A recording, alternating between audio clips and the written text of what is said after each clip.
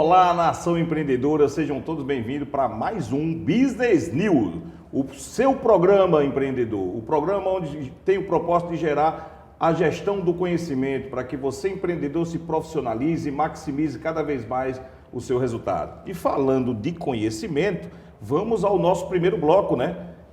Se liga, empreendedor!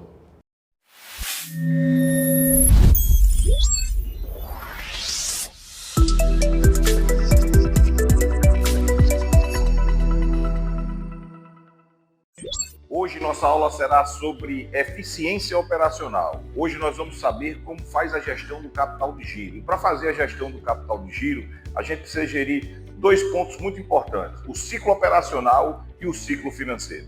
Mas, gente, o que seria o ciclo operacional? Ou seja, o ciclo da operação da empresa. Vamos trazer para nosso exemplo aqui empresas da área comercial, ou seja, empresas que compram e revendem mercadoria. A sua operação é comprar para revender. Especialmente aqui, nós vamos trazer supermercado como exemplo. E nós vamos ver como é que nós podemos administrar, gerir o ciclo operacional e financeiro de um supermercado, para que ele tenha mais rentabilidade, para que ele tenha mais lucratividade nas suas operações. Por isso que se chama eficiência operacional. Você tem que gerir o ciclo de forma mais eficiente. Quanto mais eficiente, melhor para o seu caixa, melhor para o seu lucro. Então vamos entender o que é ciclo operacional de um supermercado, por exemplo. Olha, o ciclo operacional de um supermercado, ele começa a operação dele comprando. Depois ele demora um tempo para fazer a venda. Depois que ele vende, em média, ele vende à vista, vende a prazo, ele demora um tempo para vender, para receber. Então, aqui, em termos de ciclo operacional de um supermercado, ele compra, vende e recebe. Ele compra, vende e recebe. Isso é o seu ciclo da operação. Mas é interessante a gente entender que o maior investimento que um supermercado faz é no seu estoque, é na sua operação. Ele compra, vende e recebe. O maior investimento, o maior ativo investido está lá, que é o que a gente chama do capital de giro, que faz parte do capital de giro, o estoque da empresa.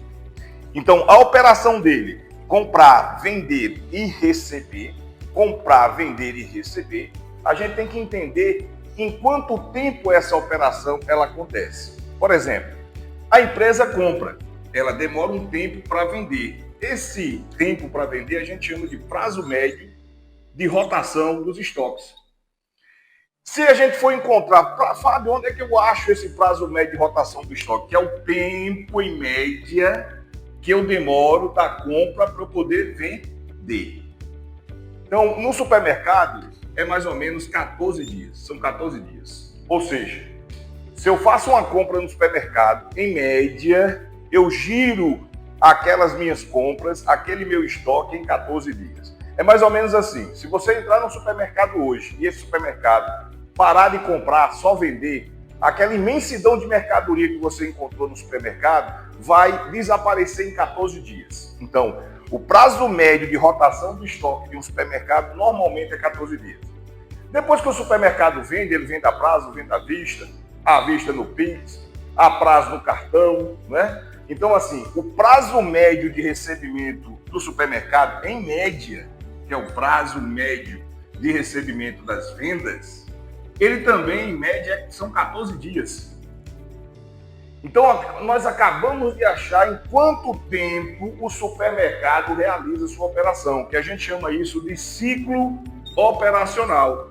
Então, o que é o ciclo operacional? O ciclo operacional é o prazo médio de rotação do estoque mais o prazo médio de recebimento da venda. No caso aqui, 14 dias de prazo médio de rotação do estoque mais 14 dias de prazo médio de recebimento, totalizando um ciclo operacional de 28. Tudo bem, beleza. Então, até agora a gente entendeu o que é o ciclo operacional. Quer dizer que o investimento que eu faço no estoque, né, esse investimento que eu faço no estoque, em média, ele se transforma em caixa em 28 dias, desde contando realmente, claro, da compra. Então, o investimento que um supermercadista faz no seu estoque, em média, ele se transforma em caixa em 28 dias. Por quê? Aí nós temos caixa e lucro. Na verdade, o fator econômico, ele gera na venda aqui, ó. Então, automaticamente, quando eu vendo, eu já tive a realização da minha receita. Eu já tive a realização do meu resultado. Mas o resultado econômico. O resultado econômico é performance, é desempenho, não é caixa. Mas quando é que esse lucro vai se tornar caixa? Contando da venda, ele vai se tornar caixa em 14 dias. Contando da compra, ele se torna caixa em 28 dias. Contudo, porém, entretanto, todavia, essa mercadoria que eu comprei tem prazo para pagar, que a gente chama de prazo médio de pagamento das compras. Normalmente, um supermercado, ele tem um prazo médio de pagamento das compras de 35 dias.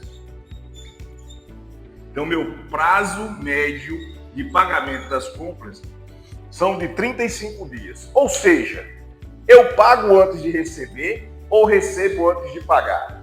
Nesse caso aqui, o caixa se transforma em 28 dias.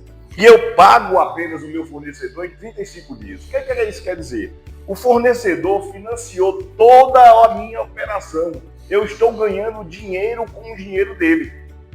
Então eu não tenho ciclo financeiro, eu não tenho necessidade de capital de giro. Empresas como essa podem abrir, digamos, outras unidades que o maior investimento, quem está fazendo não é ele com o capital próprio dele, quem está fazendo com o capital terceiro. Ele está ganhando através do capital terceiro. O fornecedor financiou o tempo para vender, financiou o tempo para receber.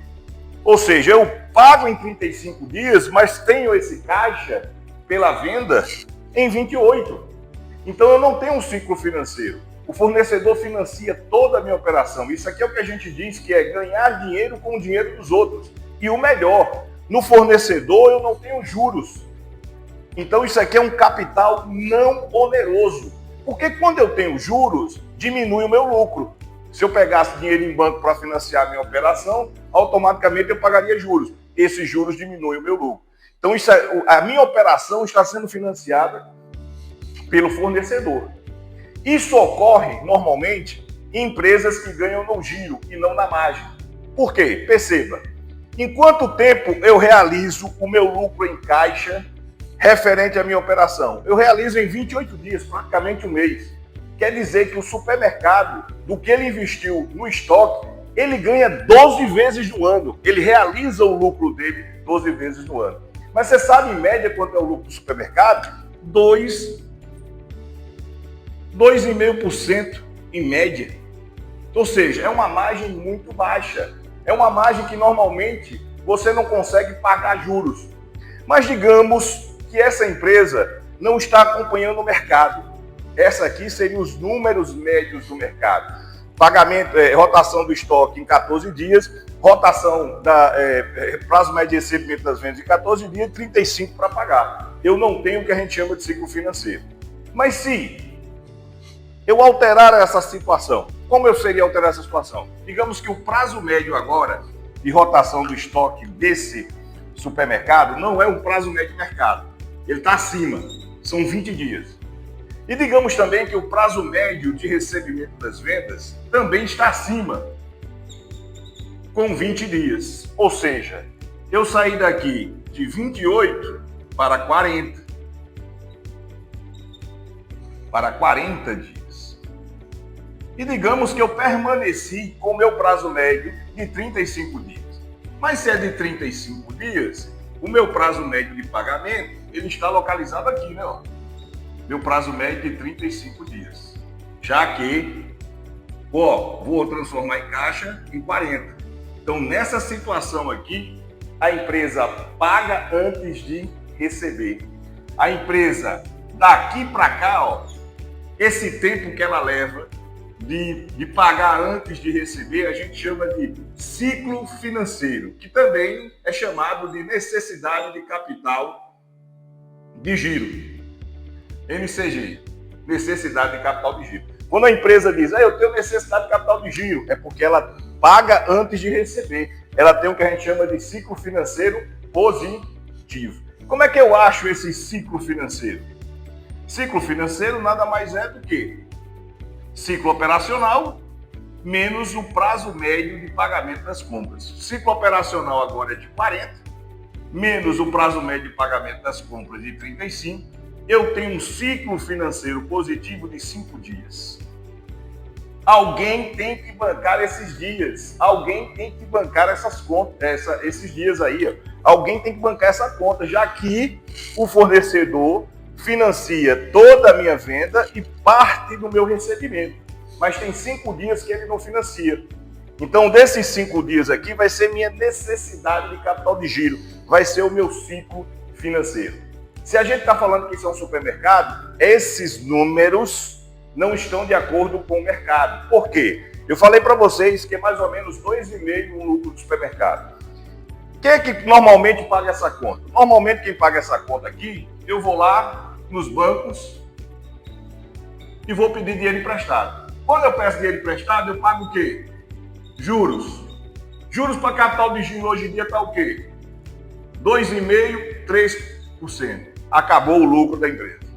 Então, quando um supermercado, que é uma empresa que ganha no giro e não na margem, ele tem ciclo financeiro e ele não faz a gestão do capital de giro, trazendo para, digamos aqui, as métricas normais de mercado, ele tem a tendência a falir. Por quê? Se eu vou pagar juros, eu automaticamente come a minha margem, come a minha lucratividade da empresa. Empresa que não gera lucro, ela tem descontinuidade. E como isso aqui é uma empresa que ganha no giro, é o tipo de empresa que sobe rápido, mas também ela desce rápido. E aí, beleza, Fábio, entendi tudo. Entendi o que é isso, entendi. Mas quais seriam as dicas para o cara melhorar? Sair de 20 para 14. Sair de 20 de prazo médio para recebimento para voltar para 14 normalmente. Aí a gente tem que ver as estratégias da empresa. A gente tem que ver como a empresa está funcionando. Porque, por exemplo, por que o meu prazo médio de rotação do estoque tem aumentado? Pode ser N coisas. Por exemplo, eu posso estar comprando errado. Eu posso estar comprando produto que não gira, que está demorando a girar e está impactando no meu prazo médio de recebimento. No caso do supermercado, pode ser outro problema também. Eu posso estar comprando em grande quantidade, mais do que necessita para atender a minha demanda dentro do prazo do ciclo operacional. E supermercado tem outra prerrogativa. É autosservice, ou seja, a pessoa vai se servir. Então, por exemplo, se você alocar uma determinada mercadoria errada, o cara vai rodar o supermercado todinho e não vai achar. Por exemplo, chocolate em cima, não, o chocolate tem que estar na prateleira de baixo, porque as crianças são baixinhas. Então tem que estar no patamar de visão das crianças para ele poder buscar o chocolate, pedir a mãe dele e colocar no carrinho. Então veja bem, o supermercado é uma operação muito complexa. O que pode impactar esse prazo médio de subir? Pode ser minhas estratégias comerciais, pode ser minha estratégia de compras, ou seja, eu estou comprando efetivamente, e também pode ser precificação. Eu não posso estar de olho no meu concorrente praticando preços acima da concorrência, fazendo que eu não venda e acumule estoque, meu prazo médio de rotação do estoque ele venha a aumentar. Fábio, e aqui a questão do prazo médio de recebimento? Aí, na verdade, são as políticas de crédito da empresa. Meu concorrente não vende em 30 dias, no máximo, a prazo, no cartão. Por que eu vou vender em 2? Se eu vender em 2, eu automaticamente vou aumentar meu prazo médio de recebimento, vou ter necessidade de capital de giro, vou pegar dinheiro em banco, vou pagar juros e acabou minha lucratividade. Então, é de suma importância você entender efetivamente como gerir a sua eficiência operacional, o seu ciclo operacional, o seu ciclo financeiro. Tá? Aqui a gente está falando de dias, cálculo em dias, mas também nós podemos calcular em valor. Por exemplo, quanto seria essa necessidade de capital de giro para que eu pudesse manter o meu caixa sempre esse valor, já que eu sei que 5 dias antes eu tenho que pagar. Então, isso fica para outra aula. Mas entenda, se você não mensurar o seu ciclo operacional, você não vai entender o que está acontecendo com a sua empresa e pode levar a sua empresa à falência. Anote o que eu estou dizendo. A maior parte dessas empresas que ganham no giro não vem falir num primeiro momento de forma econômica. A falência dela é na gestão do capital de giro. E empresas que ganham no giro são ótimas empresas para crescer rápido, mas também são ótimas empresas para vir ao declínio rápido, ou seja, descontinuar as suas operações. Então, é fundamental que você faça a gestão do seu ciclo operacional e financeiro. E na próxima aula, eu vou trazer valores, efetivamente, como controlar valores. Quanto é que eu preciso ter em caixa para bancar esse ciclo financeiro, já que eu não quero ir para banco, porque banco eu pago juros e vai reduzir o meu, e automaticamente vai reduzir o meu lucro. Mas aí, estrategicamente, se você acumula caixa, você pode até ter um ciclo financeiro maior. Por quê? Por exemplo, eu posso aqui, o meu concorrente, ele não vende a prazo em 2 vezes. Mas se eu tiver dinheiro para bancar esse ciclo, efetivamente, tiver caixa acumulado para bancar esse ciclo, eu posso aumentar minha receita e aumentar minha margem. Por quê? Porque eu vou vender mais. Se eu consigo dividir em 2 vezes o cartão, eu vou sair na frente do meu concorrente. E supermercado, gente, também tem uma coisa muito interessante. Ele trabalha a margem, existem 2 tipos de produtos. Produtos notáveis e os produtos não notáveis. Produtos notáveis são aqueles produtos que levam você para o supermercado, como a carne, o feijão. As promoções têm que ser feitas nos produtos notáveis. Mas você precisa entender quais são os produtos que são dependentes desse produto notável. Quem vai para o supermercado compra uma carne. Mas o que é que ele leva depois da carne? Ele só leva carne? Não, normalmente a carne é do churrasco. Se é do churrasco, ele leva refrigerante, então posso aumentar a margem no refrigerante. Posso aumentar a margem na cervejinha. Posso aumentar a margem no espeto. Posso aumentar a margem no carvão. Então entenda, ele vai lá com uma necessidade de comprar carne. Então o foco dele, em termos de neuromarketing, é na carne. Então você diminui a carne, atrai o cliente e os outros produtos que são segregados a ele, você automaticamente melhora a sua margem. Beleza? Então fica a dica.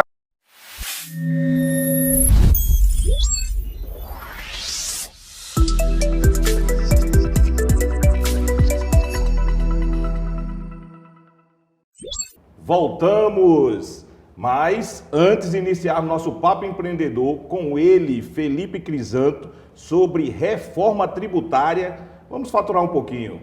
Vamos para o intervalozinho e já voltamos. Ó, fica aí, tá? Fica aí. Vamos lá.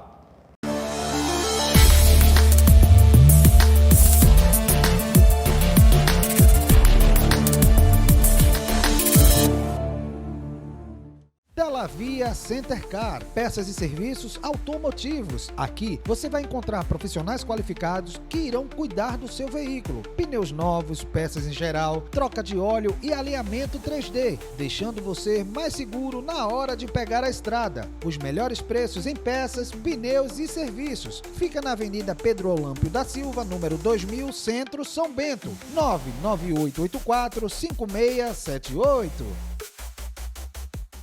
Mulher, o vizinho continua maltratando aquele cachorro.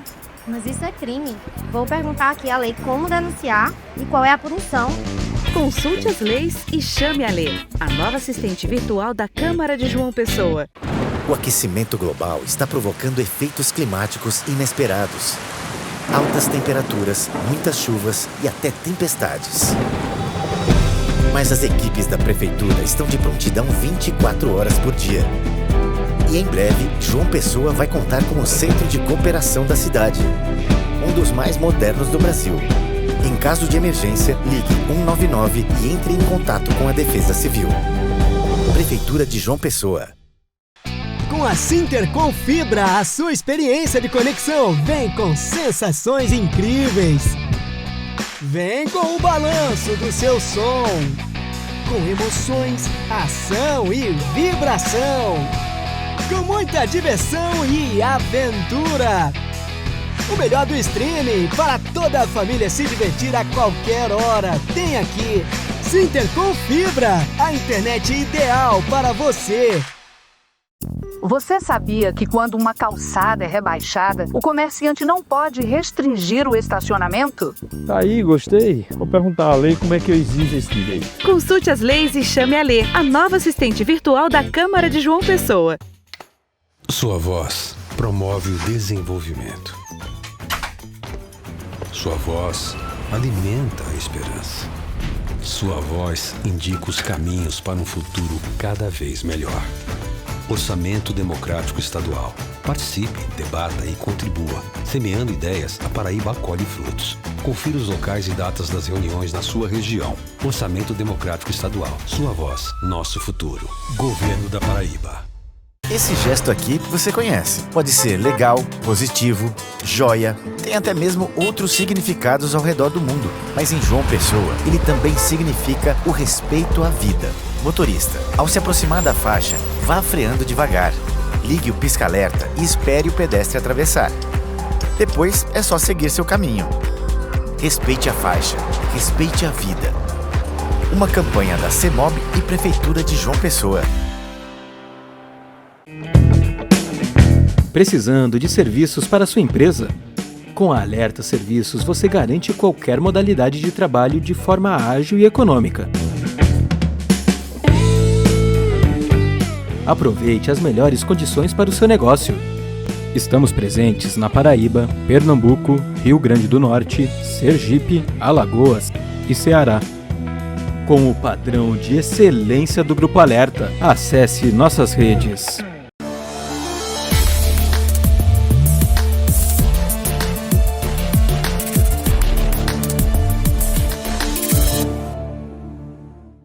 Agora voltamos mais uma vez aqui para o Business News para a gente falar no nosso momento Papo Empreendedor. Com ele, que é um advogado experiente, principalmente na área tributária, é empreendedor, é o esposo de Manuela, é o pai de Esté e Eloá, o meu amigo, mestre em ciências jurídicas, Felipe Crisanto, um tributarista, um dos melhores tributaristas que eu, Fábio Lira, já tive o prazer de trabalhar. Felipe, seja bem-vindo.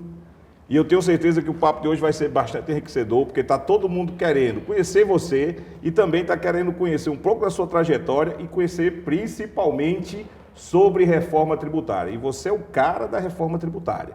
A gente tem acompanhado que você está não só aqui em João Pessoa, digamos, falando sobre a reforma tributária no Brasil todo, mas você está lá, no meio, lá em Brasília, onde realmente está sendo feitos os devidos estudos, onde as coisas estão acontecendo, onde antes dos demais dispositivos legais saírem, você está lá. E aí você vai ter que contar muita coisa pra gente aqui, viu? Eu vou logo avisando, eu não vou pegar leve, tá? Eu não vou pegar leve só porque ele é meu amigo, não. Nosso empreendedor aqui, quem tá, o nosso telespectador, tá querendo saber de tudo da reforma. Ele tá aqui, ó, só coçando a cabeça, o que é que vai impactar o meu negócio, a minha margem de lucro, o meu fluxo de caixa. Sabe quem vai responder? Esse cara aqui. Felipe, seja bem-vindo.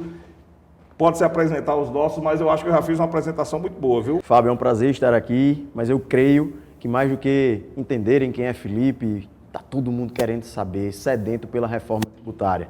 A reforma tributária vai impactar o seu negócio, a reforma tributária vai impactar você, empreendedor, do Simples Nacional, lucro presumido ou lucro real. E eu estou aqui, Fábio, para ser desafiado, para que de fato você faça as perguntas e eu tente responder da maneira mais didática possível, para que os seus telespectadores, eles saiam daqui com o mínimo de noção do que eles irão enfrentar a partir de 2026. Eu vou prometer que eu vou pegar leve no começo e depois a gente vai esquentando nas perguntas. E também eu acho que um programa só não dá para a gente debater de tanta novidade que tem na reforma tributária. Acredito, Felipe, e eu já deixo o convite aqui para que você venha em outro momento para a gente continuar isso aqui, porque vocês vão perceber que é tanta coisa, é tanta dúvida, que nós não vamos conseguir esgotar o tema aqui hoje não. Mas vamos tentar. Vamos tentar? Vamos. Eu já aceito o convite. Mas antes de a gente falar de reforma tributária, fala um pouco de você, Felipe, para o pessoal. Eu sei que você já é blogueirinho, você já é influencer, e não é comum na sua área, né? Mas eu noto que você se destaca bastante. Então,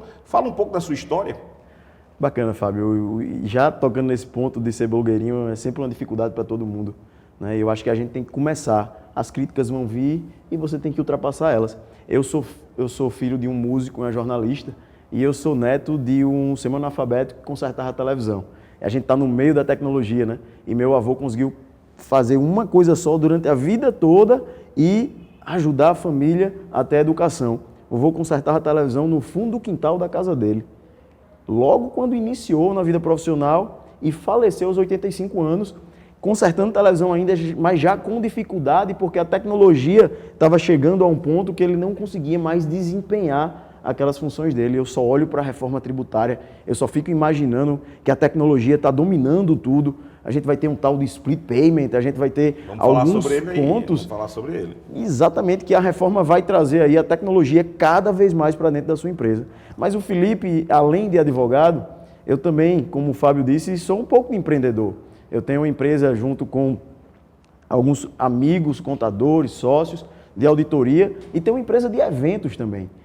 Estou para fazer a crise educacional, que também foi uma brincadeira no começo, porque é Felipe Crisanto e a gente colocou crise educacional, mas a gente está fazendo um dos grandes eventos sobre reforma tributária aqui na Paraíba, se não o maior. Fala nisso, vamos aproveitar e falar um pouco desse evento aí.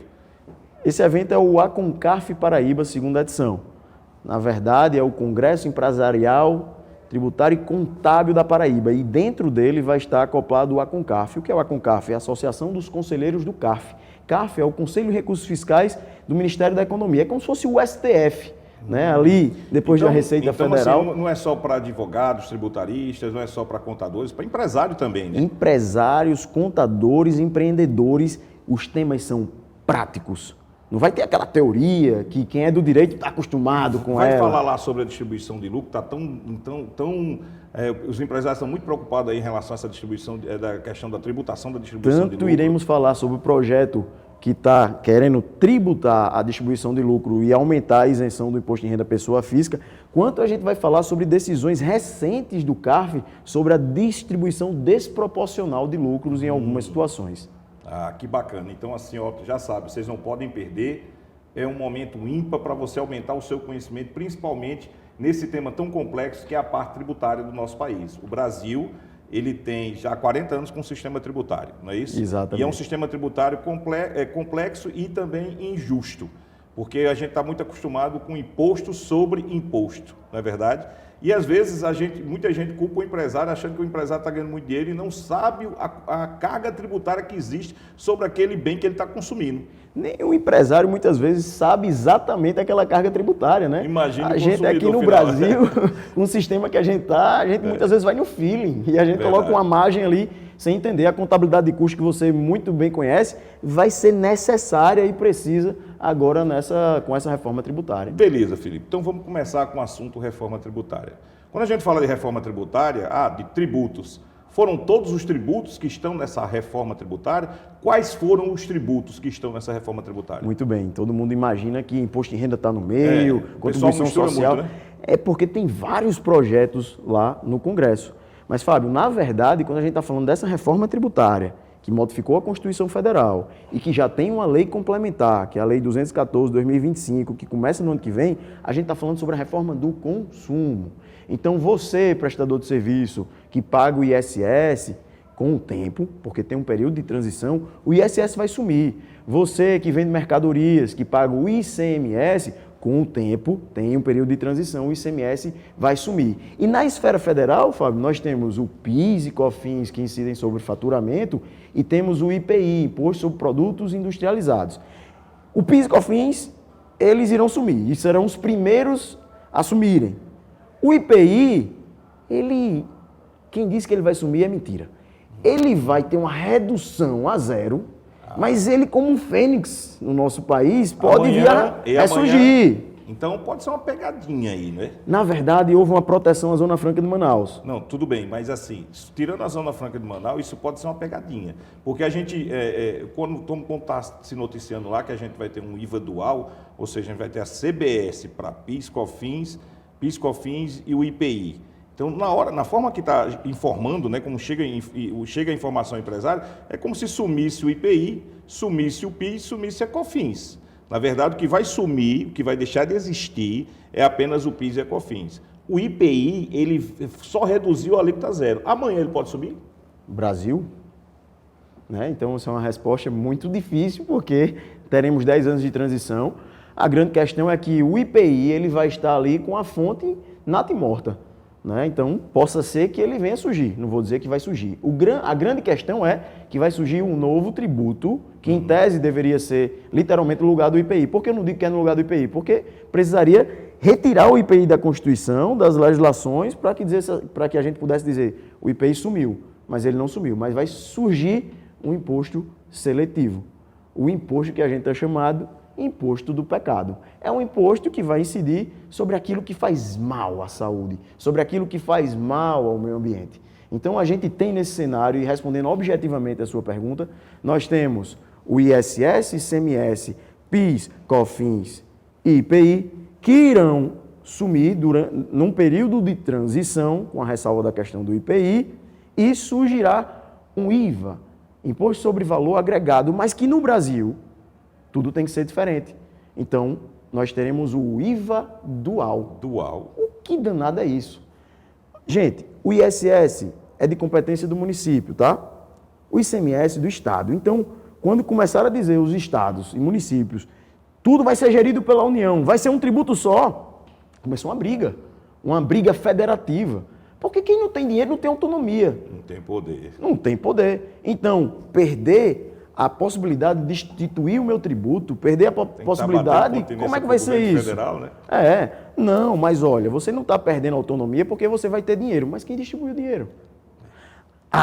Vamos chegar na solução. Já que não tem condições da União recolher tudo, como assim faz com o Simples, e distribuir tudo, não vamos fazer assim não. Vamos criar o Comitê Gestor. Então, nós temos a Receita Federal, e a Receita Federal vai ficar responsável pelo recolhimento da CBS, que é a união do PIS, COFINS e IPI. E o Comitê Gestor, que vai ser a união de vários estados e municípios, através da representatividade, vai recolher o que nós iremos chamar de IBS, que é a junção do ICMS com o ISS. E para fechar, Fábio, o que eu quero que o contribuinte ele entenda, eu vou ficar preocupado com IBS, CBS, não, vai ser o contador, vai ser o advogado, vocês vão ficar preocupados com a alíquota que irá incidir sobre as operações de vocês, seja prestação de serviços, seja venda, fornecimento de mercadorias, porque depois que ela incidir, que subir, aí a União e o Comitê Gestor vai fazer a divisão para os estados, municípios e a própria União. E a gente vai se preocupar com a carga tributária, com o impacto que ela vai causar nos nossos negócios. Pronto. Ficou muito claro em relação ao IVA dual, quais foram os impostos que entraram, ficou muito claro isso. Agora vamos começar a adentrar mais profundamente, principalmente no que vai mexer no custo, que vai mexer na margem e no preço de venda dos empresários. Qual é a metodologia de cálculo, efetivamente? Ou seja, hoje nós temos cumulatividade e temos não cumulatividade. A cumulatividade é o efeito cascata. Essa empresa que vende uma mercadoria para essa empresa, paga aqui um determinado imposto, PIS e COFINS, vende para outra empresa essa mercadoria, ela vai revender para o outro, só que ela não abate o que ela pagou aqui. Então, automaticamente, é imposto sobre imposto. Como é que vai ficar agora com a reforma? E além disso, aí a gente vai falar de ISS, que também é cumulativo, a gente pode falar do ICMS, que é não cumulativo, mas ele está por dentro do cálculo. Vamos chegar lá. Dentro dele ainda está, né? Vamos chegar lá. Então, assim, é bem complicado. Hoje, a reforma está tentando pregar o quê? A não cumulatividade plena. Seria o quê? Todos esses tributos que a gente chama de IVA dual, e aqui a gente vai chamar de IVA só para simplificar, tá? Estamos falando aí numa alíquota de 28%, mas não saiu essa alíquota ainda. Então, vamos imaginar que o primeiro da cadeia está vendendo e vai pagar ali 28% sobre aquele preço de venda dele. Quem adquiriu vai vender, mas na hora de pagar o tributo sobre aquele preço de venda dele, vai olhar para trás e vai buscar pegar aquele crédito para bater no tributo devido. Ou seja, você só vai pagar o tributo sobre o valor agregado até chegar ao consumidor final. Isso vai fazer com que nós tenhamos uma não cumulatividade e que não haja a cobrança de tributo sobre tributo ou tributo sobre uma base que já foi tributada. Tá, você falou da alíquota de 28. Se a gente for comparar com o mundo, o Brasil ele se encontra na maior carga tributária? Provavelmente vai ser um dos países com a maior carga tributária. Porque o Canadá é 7. Exato. Aí, então, se a gente vários outros países, né, que você tem uma carga tributária menor. Mas a ideia, na verdade, de fazer a justiça tributária que eles falam, é você alargar a base, ou seja, eu ter mais fatos geradores, efetivamente, para depois, aí eu não sei se isso vai acontecer no Brasil, diminuir a alíquota. Bem, eu acredito que seja uma ilusão, num primeiro momento, pensar em reduzir uma alíquota, reduzir uma carga tributária. Se a gente for analisar o cenário econômico do nosso país, hoje é o que mais se fala. Deficitário, temos um déficit fiscal, ou seja, nós gastamos mais do que arrecadamos, por mais que a arrecadação, de tempos em tempos, esteja batendo recorde. Então, como um país vai mudar um sistema tributário e reduzir a carga tributária? Então, a médio prazo, Fábio, eu também não acredito nisso, até porque teremos um período de transição para isso acontecer. Sim. Não vai ser 2026 e acabou-se, não. Calma. O Brasil está testando, começou a testar com grandes empresas esse ano já, algumas metodologias. 2026 começa para valer devagarzinho. Mas daqui para lá... para IBS, para CBS, né? E a IBS a gente vai ter um tempo maior. Um tempo maior. Mas a grande questão é, o Brasil vai sentir quanto ele vai arrecadar. Se ele, com essa nova metodologia, estiver arrecadando menos do que o que arrecada até hoje, tenho certeza que a alíquota vai aumentar. A alíquota do IPI pode surgir, sair de zero e aumentar. Não vamos fazer esse medo, né, Fábio? Na verdade, o IPI vai sumir, mas eu vou fazer outro medo. Na própria emenda complementar, na próprio projeto, né, de lei, ele já estabelece lá que para os municípios e alguns estados poder gerar um determinado tributo, que é uma contribuição social, né? É bom você falar disso aqui também. Vai ter uma contribuição. Hoje em dia a gente tem a contribuição de iluminação pública, que está lá na conta de energia, né? Antes era uma taxa que a gente foi para a briga. Que taxa é essa? Como é que a gente pode mensurar uma taxa através da iluminação pública? E aí, de fato, isso foi derrubado. E acabou sendo substituído por uma contribuição de iluminação pública, que é a única contribuição de competência dos municípios. Só que foi criada uma outra contribuição para a questão de segurança, de logradores públicos e etc. Então, os municípios vão poder, sim, criar uma outra contribuição, talvez aí para compensar possível perda de arrecadação na hora ali da negociação no Congresso Nacional. Cara, então eu quero que você fale aqui sobre essa nova sistemática. Antigamente o imposto estava por dentro e agora ele está por fora. Fala isso aqui para a gente. Mas, depois dos comerciais, vamos faturar.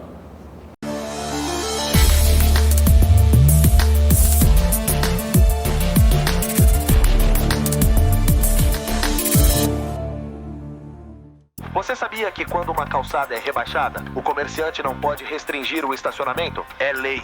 Vou chamar a Lê aqui no Zap para saber mais detalhes sobre essa lei. Consulte as leis e chame a Lê, a nova assistente virtual da Câmara de João Pessoa.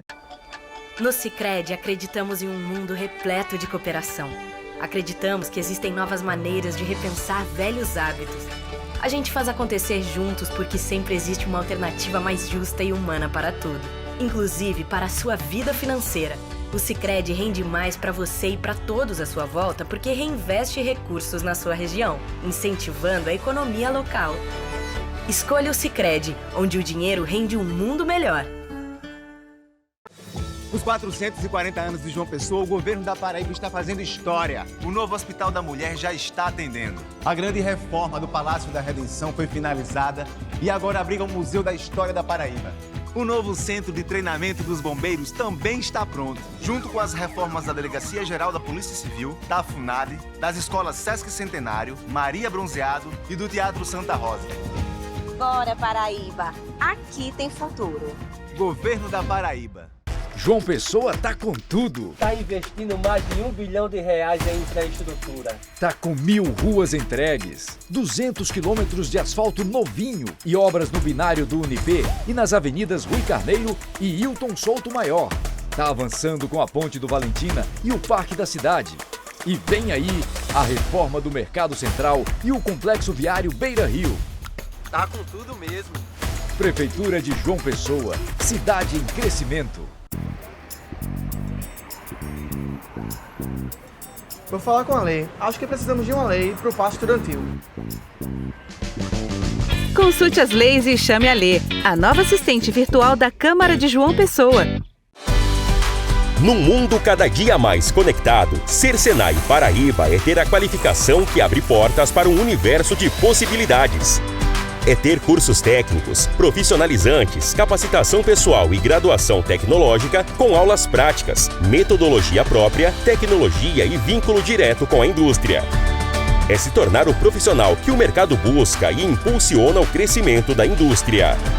Vencer Senai Paraíba. A Prefeitura de Lucena segue avançando com obras que mudam realidades e melhoram a vida da nossa população. Por meio do nosso programa de infraestrutura, diversas ruas estão recebendo serviços de pavimentação. Uma conquista que garante mais segurança, mobilidade e dignidade para os moradores. O que antes era lama e poeira, agora é mais qualidade de vida, chegando à porta de cada cidadão. Com compromisso e responsabilidade, seguimos trabalhando para uma Lucena mais acessível, bonita e preparada para o futuro. Porque aqui o trabalho não para. É a Prefeitura Municipal de Lucena, a gestão que transforma.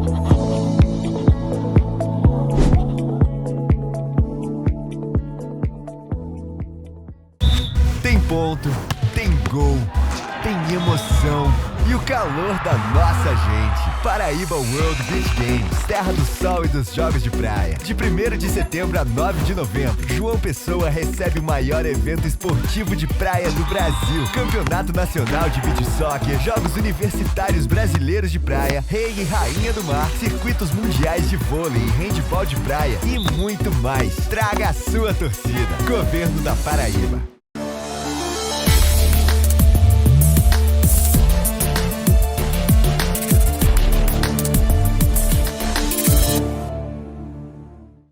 Voltamos com ele, Felipe Crisanto, falando sobre reforma tributária. E aí, Felipe?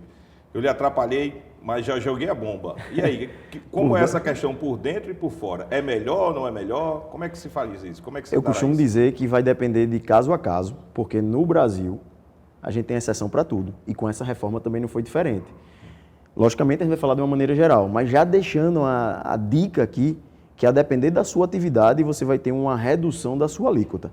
Mas o que Fábio me perguntou foi bem pertinente, porque é uma mudança de cultura das empresas. O cálculo do tributo sempre foi por dentro, né? Estava inserido, né? Inserido, e muitas vezes ele incide tributo em cima de tributo. Tanto é que foram muitas judicializações em relação a isso. Teve a tese do século, exclusão do ICMS da base de cálculo do PIS e da COFINS. Hoje tem a exclusão do ICMS-ST da base de cálculo do PIS e da COFINS. Mas e o ICMS que incide dentro dele mesmo, né? Então, olha a complexidade, até para, numa contabilidade de custo, vocês saber exatamente qual o valor do tributo que está incidindo. Qual é o custo líquido? O que eu vejo, efetivamente, são alguns empresários colocando uma margem com um percentualzinho maior, até para, vamos dizer assim, segurar um pouco das perdas que se tem, ou do cálculo que, para eles, é impossível fazer exatamente da incidência do tributo naquele negócio. Logicamente, quando se tem o Fábio Lira na equipe, né, consegue-se chegar exatamente. Você já tem, assim, na sua experiência desses trabalhos que você vem realizando em grandes empresas, você já sabe mais ou menos que tal setor vai ter afetado para mais ou para menos? Tipo, a indústria, na sua visão, você acha que a indústria vai ser beneficiada ou que a indústria não vai ser beneficiada? Na minha visão, a indústria, de uma maneira geral, vai ser beneficiada. Temos a retirada do IPI. A retirada do IPI. O setor industrial tem muitos benefícios também, mas alguns, devido a alguns produtos que tiveram uma redução da alíquota, eles podem... da essencialidade, né? A indústria sofria bastante com isso, que agora não temos isso, né? O que aconteceu lá atrás, na cadeia, se gerou crédito, eu vou poder utilizar. Isso. Só que não saiu a lei ainda do imposto seletivo. Então a gente só vai ter uma certeza... para a indústria quando sair a lei do imposto seletivo, que logicamente vão ser para aqueles produtos que fazem mal à saúde, que fazem mal ao meio ambiente, mas existe uma discussão muito grande ainda sobre isso, né? O açúcar. E aí, Fábio? O açúcar. Ele está em muitos produtos. Como é que vai ser essa mensuração? Ele faz mal à saúde, efetivamente? Quanto é o que eu tenho de açúcar? Ninguém sabe, né? Então ninguém sabe em termos... Hoje já saiu uns anexos na Lei Complementar 214, ela já saiu alguns anexos lá, mas é cabeça de NCM, então você não tem o tratamento dos demais produtos, é mais uma orientação em cima disso. Mas eu acho que vai dar muito pano para manga, principalmente judicializar em relação... E aí, certo, mas é aquela velha história, né? É chocolate ou é biscoito? né? Exato. Pela essência do produto que está sendo colocada lá, que faz parte da formação daquele produto. Mas assim, quando você falou em imposto seletivo, eu achei muito subjetivo o que trouxe na legislação. O que é que faz mal à saúde? Tanta coisa faz mal à saúde. E essa saúde, né, não é só a saúde física, a saúde mental também, porque entrou no conceito, né, de saúde a questão da saúde mental. Como é que, por exemplo, essas bets de jogos e tal, são jogos, então aquilo ali já é comprovado que prejudica a saúde mental do indivíduo. Então, com certeza, também vai pagar imposto seletivo essas bets. Existe uma discussão, Deveria. Existe uma discussão, por isso que quando você me pergunta, Felipe, a indústria vai ser impactada para positivo, negativamente, eu falo que, em tese, positivamente, mas, a depender da legislação do imposto seletivo, pode impactar negativamente em algumas delas. Em alguns segmentos. Mas, assim, o que a gente está percebendo na movimentação do governo é recuperar a indústria brasileira. Então, a gente perdeu a indústria brasileira ao longo do tempo, fica muito mais naquela ponta de serviço. O Brasil diminuiu a sua industrialização, certo? Então, assim, a gente percebe os movimentos que estão sendo feitos hoje para favorecer a indústria, porque é onde está o valor agregado, é de lá que sai o valor agregado. Vender laranja, vender produto manufatura, não tem muito valor agregado para o Brasil. E aí, se você investe na indústria, você vai ter mais valor agregado. O nível das suas importações, elas vão subir. E até a carga da indústria, quando a gente pensa no PIS, COFINS monofásico, quando a gente pensa no ICMS ST, que ela recolher para toda a cadeia, né, em tese, isso vai acabar. Então, a indústria vai ter uma mensuração melhor e, efetivamente, passando esses custos. E esses modelos tributários que eram muito utilizados pelo fisco para antecipar imposto, como a substituição tributária, vai ficar ou vai acabar?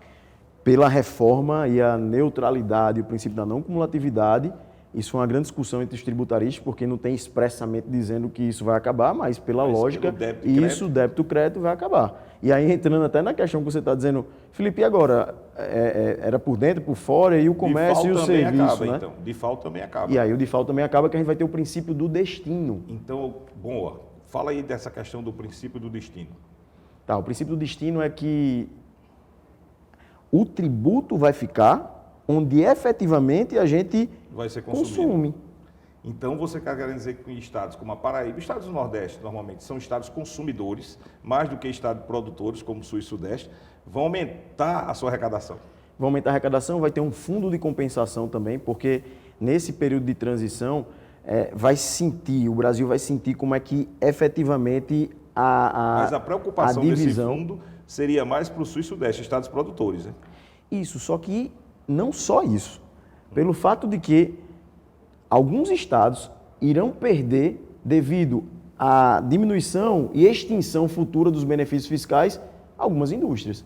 Então, a gente tem que pensar como Paraíba. Então, quer dizer que não vai ter mais FAIM, quer dizer que não vai ter mais o TARI, com o tempo vai acabar. Ou seja, a ideia, na verdade, é que acabe com o tempo para que você não tenha mais guerras fiscais.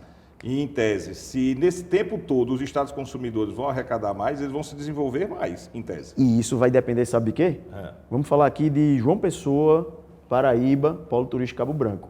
Houve o destrave do Polo Turístico. Foi você, não foi que um dos responsáveis pela destravar o Polo Turístico? Eu tive à frente da comissão, porque eu era da PBTU à época, toda a área era da PBTU e a gente teve que estudar e eu entrei na comissão, efetivamente, com alguns procuradores, tudo, para destravar. Seria um papo aqui seria só sobre isso.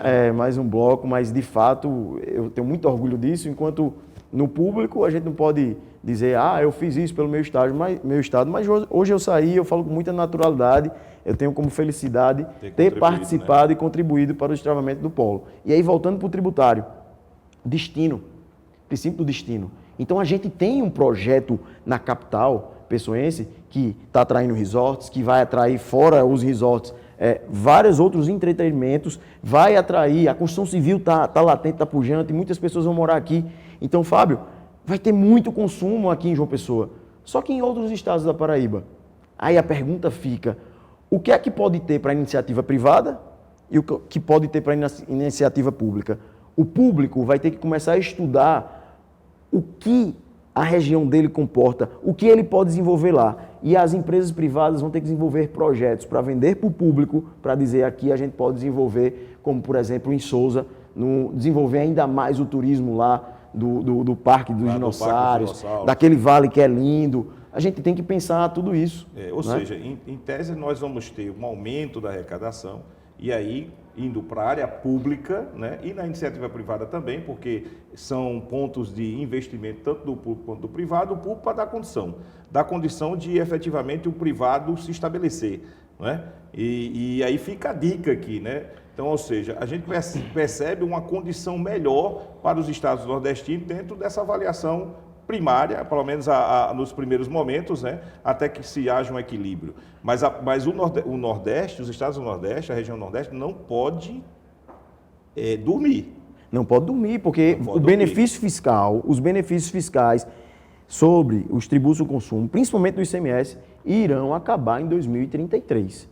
A partir daí, Fábio, a gente tem que dizer para a nossa Paraíba, cuidado, não fiquem só pensando que é porque a gente consome muito, a gente compra muito no mercado virtual e a maioria dos consumidores estão aqui e o dinheiro vai vir para cá, mas a gente vai perder uma arrecadação porque muitas empresas talvez deixem a nossa Paraíba por causa de uma questão de infraestrutura, uma questão de que está em outros centros, podem levar ela a ter um desenvolvimento econômico mais salutar. Se bem que se a gente olhar os números da Paraíba, dentro dos estados do Nordeste, proporcionalmente, são excelentes números e a capacidade de investimento da Paraíba é excelente, né? E você sabe que qualquer investidor, ele olha isso.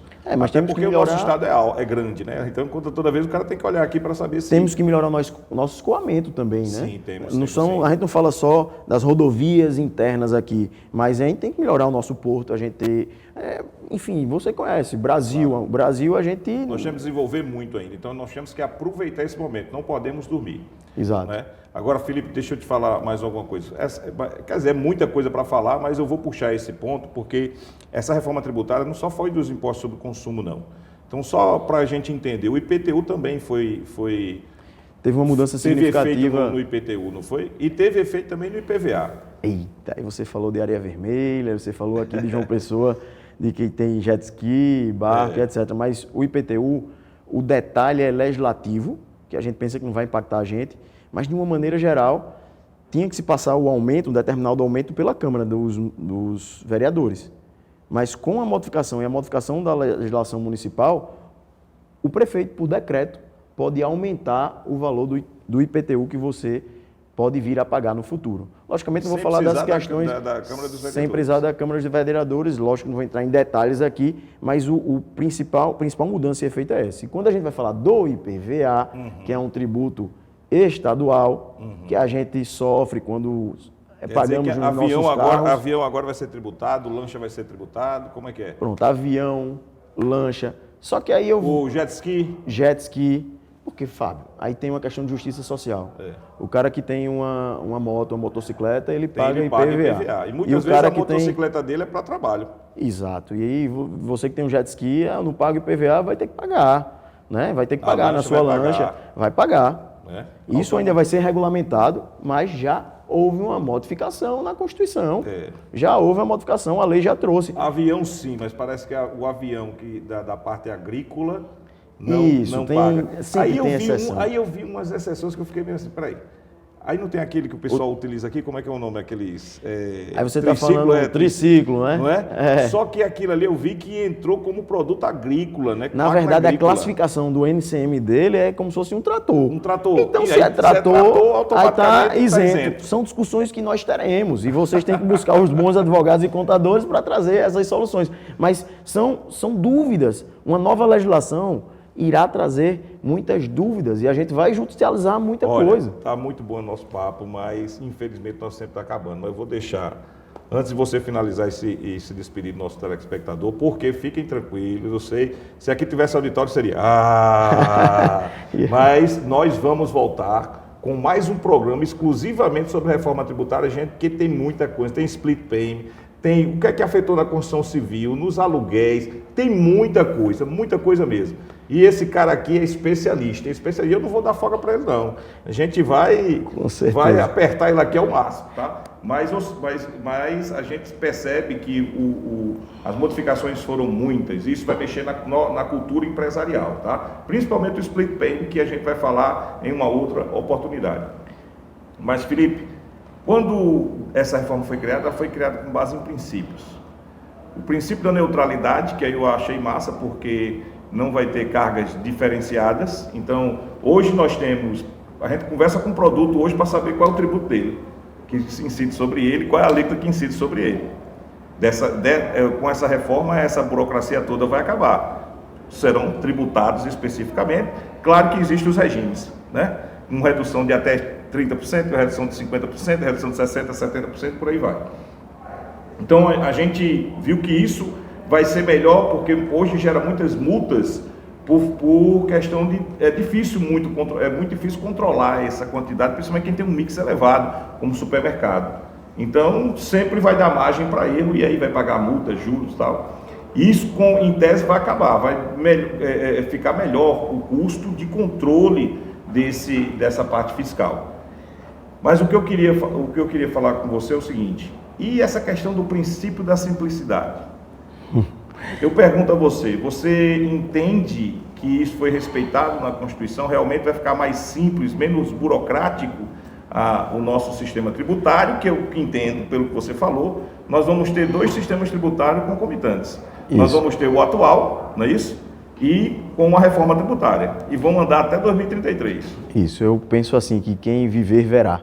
Na verdade, teremos uma simplificação futura, mas neste momento não será nada simples. Adequação de softwares, sistemas nas empresas, 2 sistemas tributários concomitantes, então vocês vão conviver com o ICMS, o ISS e um IBS que vai substituindo até chegar em 2033. A gente vai ter uma primeira mudança que é sumir o PIS e COFINS e 27 já começar literalmente a CBS, que vai começar devagarzinho em 26, mas eu fico com pena aqui de não conseguir neste primeiro momento, e logicamente que eu virei novamente, a gente nem falou do comércio, a gente nem falou sobre preço líquido, a gente não falou no impacto do fluxo de caixa, a gente não falou do impacto para o Simples Nacional, que foi vendido pelo governo, por todos que estavam no projeto da reforma tributária, que não ia ter impacto. Mentira! E aqui a gente vai conversar sobre isso. Tem muita coisa para falar, eu agradeço a oportunidade e acho que essa temática é a temática do ano. Em 2026, quem não se preparar, na verdade, a partir de agora, para já fazer a cama ali em 2026, vai ter problemas. Porque, Fábio, eu digo que vão ter os donos de empresa e os empreendedores e empresários.